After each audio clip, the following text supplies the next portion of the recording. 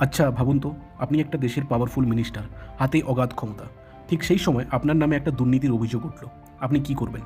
বেশিরভাগ মানুষই হয়তো ক্ষমতা আঁকড়ে ধরার চেষ্টা করবে। কিন্তু নেপালে ঠিক উল্টো ঘটনাটা ঘটল। গল্পটা নেপালের স্বরাষ্ট্রমন্ত্রী সুধাং গুরুকের। গত মাসেই বেশ ঢাকঢোল পিটিয়ে তিনি দায়িত্ব নিয়েছিলেন। তরুণ নেতা, চোখে মুখে আধুনিকতার ছাপ।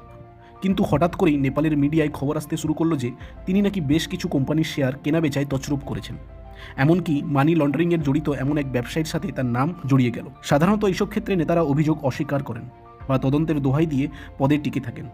কিন্তু সুধান গুরুং সবাইকে চমকে দিয়ে গত বুধবার সটান গিয়ে প্রধানমন্ত্রী বালেন্দ্র সাহার কাছে পদত্যাগপত্র জমা দিলেন। পদ ছাড়ার পর তিনি ফেসবুকে একটা দারুণ কথা লিখলেন। তিনি বললেন, আমাদের এই জেনজির প্রজন্ম স্বচ্ছতা চায়, আর তাদের এই বিশ্বাসের অমর্যাদা আমি করতে পারবো না।